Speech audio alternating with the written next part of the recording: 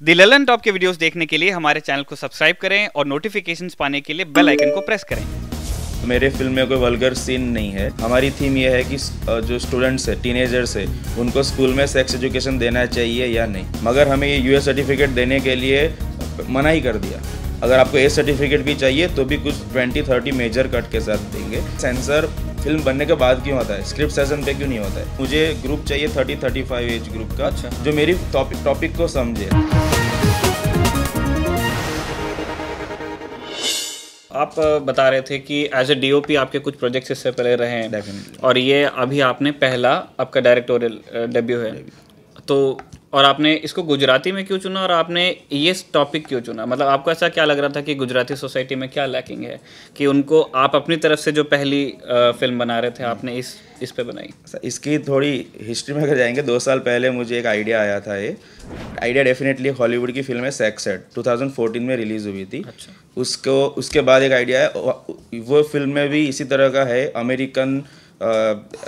America में कुछ states में सेक्स एजुकेशन अलाउड नहीं है और कुछ स्टेट्स में है। वहाँ हर स्टेट के रूल अलग अलग होते हैं। सेक्स एड करके एक फिल्म 2014 में आई थी। उसके ऊपर से आइडिया इंडिया में तो ये हर जगह पे है, कुछ स्टेट में नहीं, हर जगह पे है। इनिशियली इसकी स्क्रिप्ट हिंदी में लिखी गई थी। फंडिंग के लिए बहुत प्रयत्न किया गया, नहीं मिला फंडिंग, क्योंकि सब्जेक्ट ऐसा है, टाबू है। जिसके भी पास जाते बोले आप दूसरी कोई भी कॉमेडी फिल्म बना दो, मसाला फिल्म बना दो, बट ये सब्जेक्ट के ऊपर ये प्रोजेक्ट में हम हाथ नहीं डाल सकते। अच्छा, तो उनके इमेज पे लगता है ज़्यादातर लोगों को। સરના ક્લાસથી શીખવા મળ્યું છે કે સાચા સાથીઓએ કોઈ દિવસ પોતાની પાર્ટનરને વર્જિનિટીનો પ્રશ્ન પૂછવો ન જોઈએ। જ્યારે પુરુષોને પોતાની વર્જિનિટી સાબિત કરવાની હોતી નથી તો પછી સ્ત્રીઓએ શા માટે? हमने सुना था कि ऐसे जब रीजनल लैंग्वेजेस के मतलब फिल्में बनती हैं, जैसे अगर उड़िया फिल्म बन रही है तो गवर्नमेंट ऑफ उड़ीसा कुछ दे देती है, या गवर्नमेंट ऑफ गुजराती है तो गवर्नमेंट ऑफ गुजरात कहीं थोड़ा हेल्प कर देती है। तो ऐसा आपके साथ नहीं हुआ? नहीं, अभी पहले तो हिंदी में ही नहीं, ये डिफ़िकल्टीज हो रही थी। फिर मैंने एक प्रोजेक्ट किया था, हिम्मत वांस करके एक प्रोड्यूसर है, उनका एक प्रोजेक्ट किया था, तो उन्होंने मुझे हेल्प किया। बट प्रॉब्लम ये हुआ कि वो मुझे हेल्प कर सकते हैं गुजरात में सिर्फ, क्योंकि वो गुजराती है और मोरबी एक प्लेस है सौराष्ट्र में, वहाँ का उनका वो बर्थ है। तो उनकी तरफ से यह था कि मोरबी में एक स्कूल है उनके रिलेटिव का, हार्दिक पाडलिया है, तो वो स्कूल दिलवा सकते। सो मुझे पूरी स्क्रिप्ट फिर गुजराती में करनी पड़ी। और उस टाइम पे गुजराती लैंग्वेज की फिल्में ज़्यादा, अर्बन गुजराती नहीं, गुजराती लैंग्वेज में 2 तरह की फिल्म बनती है, एक रूरल बनती है, अर्बन गुजराती बनती है। रूरल में यही है कि कुछ ज़्यादा क्वालिटी वर्क नहीं होता है, स्टोरीज़ वगैरह अच्छी होती है, बट अर्बन ऑडियंस नहीं, सिटी की ऑडियंस उसको ज़्यादा देखती नहीं है, विलेजर्स और ज़्यादा देखते। और दूसरा एक कैटेगरी है अर्बन गुजराती फिल्म, जो सिटी के लोग देखते हैं। तो वहाँ उस टाइम पे उतना माहौल नहीं था, तो हमें वहाँ भी फंडिंग में बहुत इश्यू हुआ, कोई देना नहीं चाहते थे। और जो आप सब्सिडीज़ की बात कर रहे हैं, तो पहले कुछ उसका हिस्ट्री मुझे ज़्यादा नहीं पता है, बट जितना सुना है, पहले कुछ 5 लाख रुपया देती थी गवर्नमेंट फिल्म रिलीज होने के बाद। अच्छा। मगर उसका मिसयूज़ होने लग गया। अच्छा। उसमें फॉल्ट गवर्नमेंट का नहीं है, बट लोग क्या करते थे, 2-3 लाख में कुछ फिल्म बना दी, कैसी भी क्वालिटी की फिल्म सबमिट कर दी और 5 लाख, मतलब एक बिजनेस बना दिया था। सो मोदी जी जब सीएम थे तब उन्होंने ये बंद कर दिया कि आप क्वालिटी फिल्म पहले बनाओ, उसके बाद। फिर आनंदीबेन पटेल के टाइम पे एक कमेटी बनी और उन्होंने कुछ कैटेगरीज बनाई है अभी, कि कुछ 3-4 कैटेगरीज है जिसमें कुछ पैरामीटर्स है, और वो पैरामीटर अगर आप मीट करते हो तो आपको सब्सिडी मिलती है, मगर मूवी बनने के बाद, पहले कोई नहीं देता है। उसमें एक चीज़ है, मेरे लिए प्रॉब्लम ये है कि उन्होंने रखा है कि यूएस सर्टिफिकेट को ही सब्सिडी देंगे। अच्छा। तो मेरी फिल्म उस कैटेगरी में भी नहीं आएगी, क्योंकि मुझे ये सर्टिफिकेट मिलेगा। हाँ, मतलब ये सर्टिफिकेट का राउंड भी उसका अपना इकोनॉमिक्स है कि आपके पास अगर सर्टिफिकेट नहीं है तो आप फेस्टिवल सर्किट में नहीं जा सकते, आप थिएट्रिकल रिलीज नहीं कर सकते, आपके किसी बड़ी कंपनी के साथ आपका कॉन्ट्रैक्ट नहीं हो सकता कि आप ऑनलाइन दिखा दो।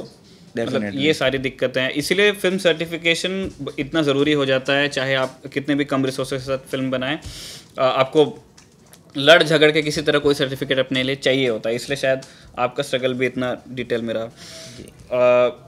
दूसरी बात ये कि इंडिया में कुछ फिल्में अभी रिसेंट, मतलब जो समय रहा है इतने सालों में, कुछ फिल्में अब धीरे धीरे आने लगी हैं जो ठीक है सेक्स एजुकेशन पे सीधे नहीं हो, पर सेक्स एज ए टॉपिक थोड़ा थोड़ा आप डील करने लगी। जैसे हंटर है, वो काफ़ी ईमानदार फिल्म थी, जिस चीज़ के बारे में जो कहना चाहते थे वो कह रहे थे, वो छिछोरे लड़के के बारे में थी, तो वो काफ़ी ऑनेस्टली उन्होंने बताया कि अच्छा हाँ ऐसा होता है। तो आपने किन फिल्म से मतलब अपनी इंस्पिरेशन ली जब आपके दिमाग में ये आइडिया है कि मैं कैसे हैंडल करूँगा इस टॉपिक को?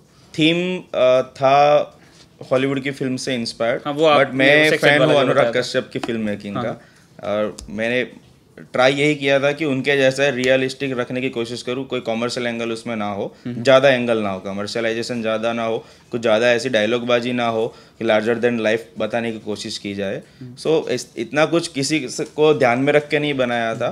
गुजराती ऑडियंस को भी अभी हमें ये भी नहीं पता है कि उनको कितना अच्छा लगेगा नहीं लगेगा, क्योंकि ये टॉपिक सिर्फ गुजराती नहीं, हिंदी ऑडियंस के लिए भी ऐसा टॉपिक है।